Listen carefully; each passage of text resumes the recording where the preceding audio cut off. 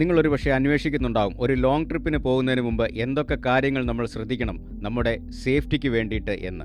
വിഷമിക്കേണ്ട, ഞാനിപ്പോൾ വരാം.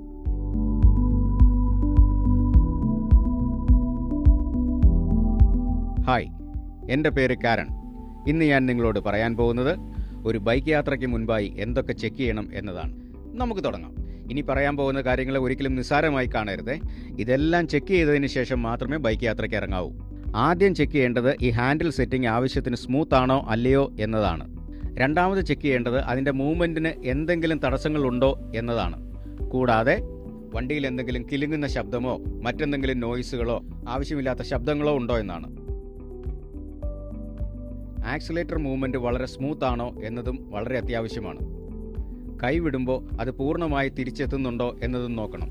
അതുപോലെ ആക്സിലറേറ്ററിന് ശരിയായ പ്ലേ വേണം. ഇല്ലെങ്കിൽ വണ്ടി തിരിക്കേണ്ട സമയത്ത് നമ്മൾ ഹാൻഡിൽ ബാർ തിരിക്കുമ്പോൾ അറിയാതെ വേഗത കൂടി കൺട്രോൾ പോകാനായിട്ട് സാധ്യതയുണ്ട്. അങ്ങനെ കൺട്രോൾ പോയാൽ അറിയാലോ, ആക്സിഡന്റ് ഉണ്ടാവാൻ ഒരുപാട് സാധ്യതയുണ്ടെന്ന്. അതുപോലെ ക്ലച്ച് പരിശോധിക്കുമ്പോൾ അത് നല്ല സ്മൂത്ത് ആണെന്ന് ഉറപ്പുവരുത്തണം. അതിൻ്റെ ഫങ്ഷൻസ് നന്നായി നടക്കുന്നുണ്ടെന്ന് ഉറപ്പുവരുത്തണം.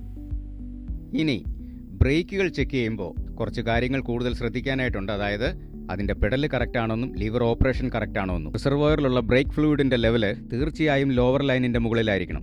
പെഡല് ശരിയായിരിക്കണം, ലിവറിന് പ്ലേ ഉണ്ടായിരിക്കണം, സ്പോഞ്ചിനെസ് ഇല്ലാന്ന് ഉറപ്പുവരുത്തണം, ബ്രേക്കിംഗ് സിസ്റ്റത്തിൽ ലീക്കേജ് ഉണ്ടാവരുത്, ബ്രേക്കിംഗ് പാർട്സ് ഒരു ലെവലിന് കീഴെ തേഞ്ഞിട്ടുണ്ടാവാൻ പാടില്ല.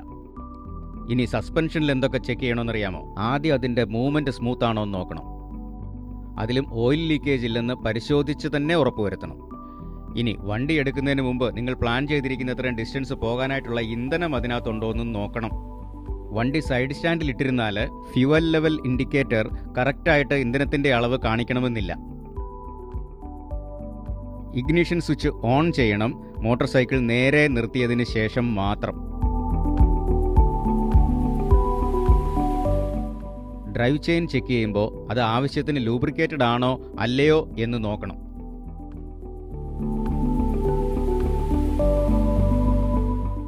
മാത്രമല്ല ഡ്രൈവ് ചെയിൻ ആവശ്യത്തിന് ടൈറ്റ് ആയിട്ടാണോ അതോ ലൂസ് ആയിട്ടാണോ ഇരിക്കുന്നതെന്ന് നോക്കണം.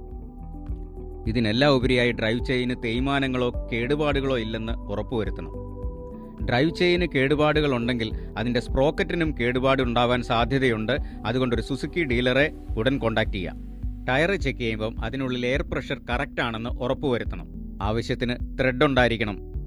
അതിൽ വെട്ടുകളോ വിള്ളലുകളോ ഉണ്ടാവാൻ പാടില്ല. അതുപോലെ തന്നെ എഞ്ചിൻ ഓയിലും അതിൻ്റെ ശരിയായ അളവിലുണ്ടെന്ന് ഉറപ്പുവരുത്തേണ്ടതാണ്. ഏത് യാത്രയ്ക്ക് പോകുമ്പോഴും ലൈറ്റ്സും ഇൻഡിക്കേറ്ററും ശരിയായി പ്രവർത്തിക്കുന്നുണ്ടെന്ന് ഉറപ്പുവരുത്തേണ്ടതാണ്. കൂടാതെ ഹോൺ പ്രവർത്തിക്കുന്നുണ്ടോ, അതിൻ്റെ ശബ്ദം ശരിയാണോ എന്ന് നോക്കണം.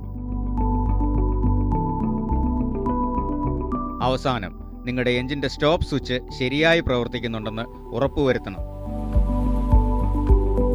എന്തെങ്കിലും അത്യാഹിത ഘട്ടങ്ങളിൽ നിങ്ങളുടെ ബൈക്ക് ഓഫ് ചെയ്യേണ്ടി വന്നാൽ ഈ സേഫ്റ്റി മെക്കാനിസം ഉപയോഗിച്ച് ഓഫ് ചെയ്യാം.